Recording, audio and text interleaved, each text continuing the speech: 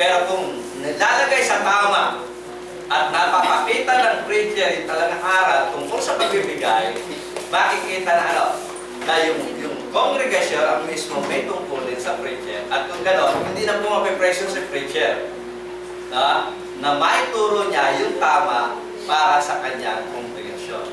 Diba? Wala na pressure mula sa labas. Diba? Pero posible magkaroon ng pressure mula sa loob.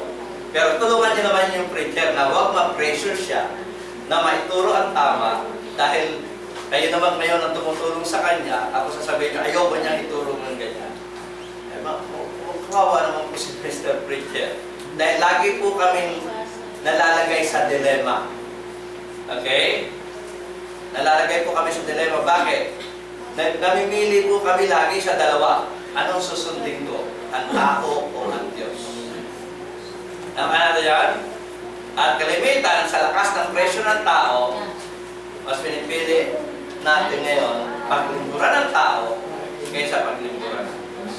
At kapag nagsimula na ang preacher na paglingkuran ng tao kaysa sa Diyos, magsisimula na po yun ng apostasy.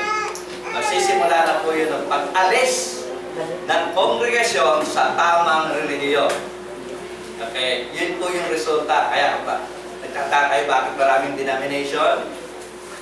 Yun po yun. Nagsisimulang umalis sa totoo. At dahil po yun sa pressure ng tao. Diba? Nabasa natin kanina, ang gusto nila yung kung ano lamang yung mapapakinggan nila at kung ayaw nila yung mapapakinggan nila, ayaw na nila sa preacher, harap na sila ng panibagong preacher. Eh kung yung si preacher gusto manatili, dahil sa tulong na ibinibigay sa kanya ng congregasyon, hindi na siya magtuturo ng tama, kundi kung ano na lang. O, ano gusto niyo mapakinggan ngayon? Yun na lang ituturo. O bukas, anong gusto niyo mapakinggan? Yun na lang po ituturo. Kasi nga, na-pressure na siya na maituro ang tama sapagkat yung mismong source ng kanyang pakinabang ay pinipressure siya na magturo ng hindi tama. Nakuha natin yan? Kaya nga, may pag-iingat both sides. Sa mga miyembro, ingat kayo. Ang preacher din ay mag-ingat. Pero sana naman, sa dami niyo, mas maraming yung pressure, di ba? Mas malaki yung pressure niyo sa akin kaysa ako mag-pressure sa inyo. Di ba? So, sana ay tutulungan niyo ang inyong lingkod.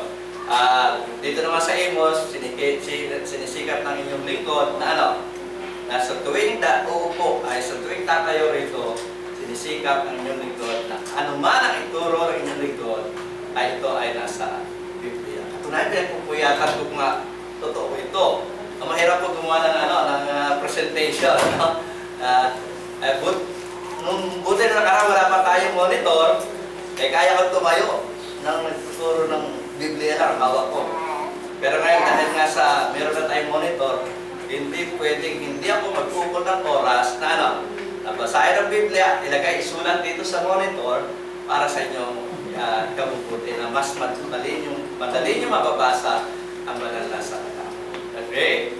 So, tuloy pa natin. Sabi niyo, dapat ang tinuturuan sa aral ng Diyos, makidamay doon sa nagtuturo sa lahat ng mga bata. So, ikaw na tinuturuan, isipin mo si Mr. Preacher.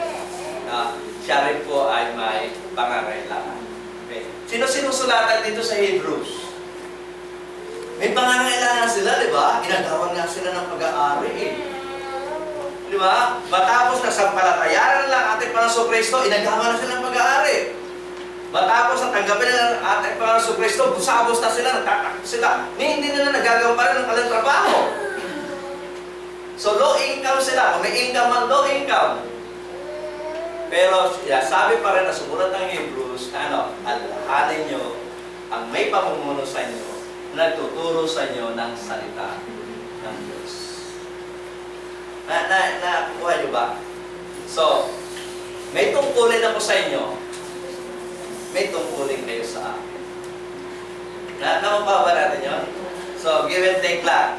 Inaaralan ko kayo ng salita ng Diyos, makinabang naman ang inyong preacher ng mga bagay na kailangan niya. Kaya nanulungkot ako Bakit? Pamaya, dapat ngayon nasa Mindanao na ako. Dapat kasama na nila ako doon. Bakit? Pagkakamali rin naman yun ng ng Cebu Pacific. Na kung meron man sa inyo nagkabot sa akin, hindi kinasya yung pamasahe. 10,000 pesos po yung pamasahe na hindi po natin. Una po na, by principle, hindi po natin dapat kagatin. Sapagkat yun po yung pag-aabuso na sa kliyente. Kaya hindi po natin. Pero, kung yun, nung nakaraan po kasi, noong November, 5,000 lang eh. Tapos biglang nag-12.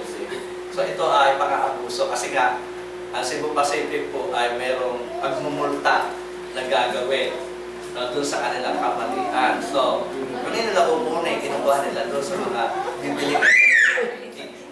Okay, so yun po nangyari. No? Hindi po nakarating, hindi ko nagampanan yung aking tungkulin na makapagturo po sa akin.